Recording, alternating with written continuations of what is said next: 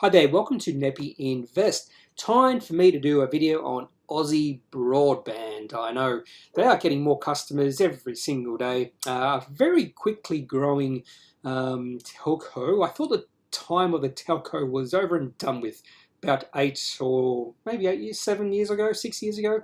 We had a plethora of telcos on the ASX. You had TPG, M2 Communications, iiNet, Telstra, of course, Vocus and all those. But then we saw a fair bit of consolidation, and once this consolidation was done, we saw these telcos not really grow all that much.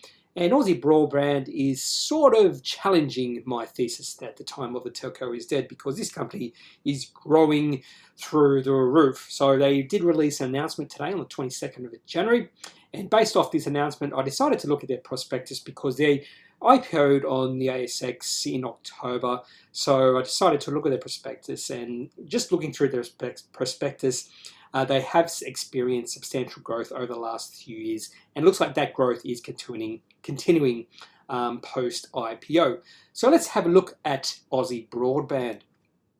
So they're actually founded in 2008, and they provide NBN subscription plans and bundles. I haven't actually had a look at how much they cost, what they involved, and all that sort of thing. But I'm sure if you are, subscriber to Aussie Broadband, maybe you can leave some details about what their subscription plans are like. Anyway, so they IPO'd on the 16th of October. Share price right now at close of trading on the 22nd of January was at $2.66.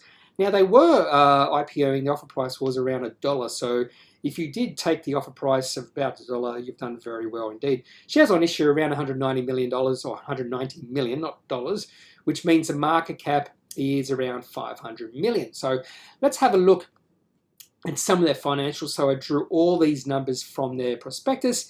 If you really want to delve into a new IPO, really look at their prospectus. You can get a lot of information from it.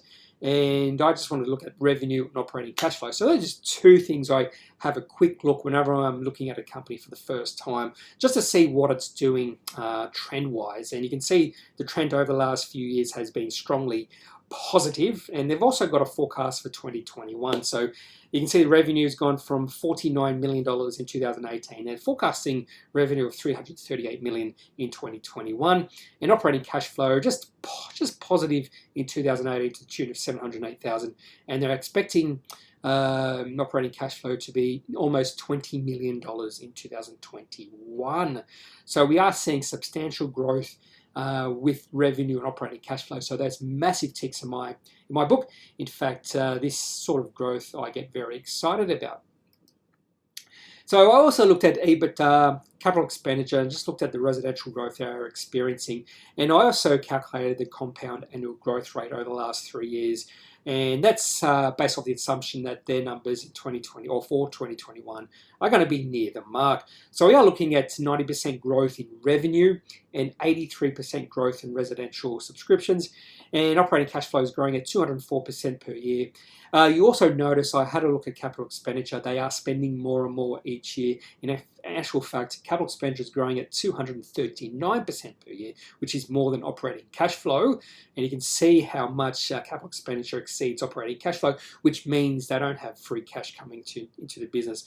I would, if I'm going to do some further research on Aussie Broadband, I just want to know why capital expenditure is at $42 million for 2021. What are they spending it on? So going forward, Aussie Broadband will want to see that capital expenditure come down as operating cash flow come out. Operating leverage, so if they get into operating leverage, spending less, making more, creating more money, creating more cash flow, that'll be the thing that really turns this business around. But I think what they're going for now is growth over any sort of profits.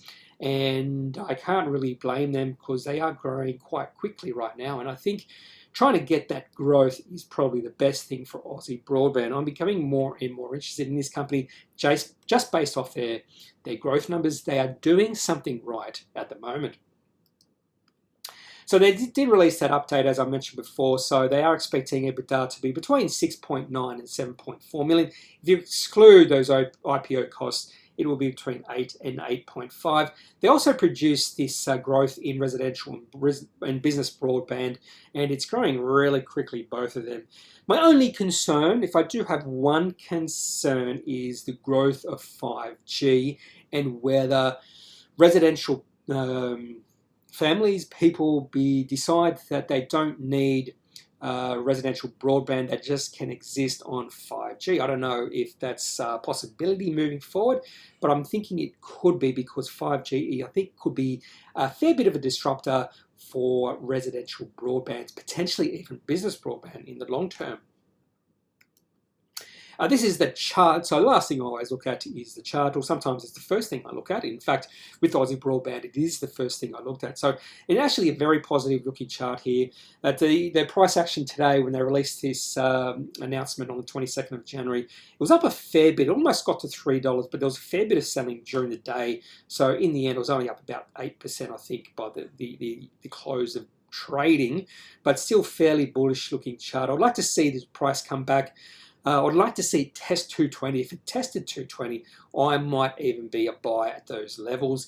If it goes back to around 230, 240, I could even be a buy then. So I think just based off the growth numbers this company is experiencing, it's very attractive. But my one concern is the growth of 5G through the country. So that's all I've got on Aussie Broadband. If you are maybe a shareholder, leave a comment or two. If you are a customer of Aussie Broadband, also leave a comment. Just tell me or us how you like their services.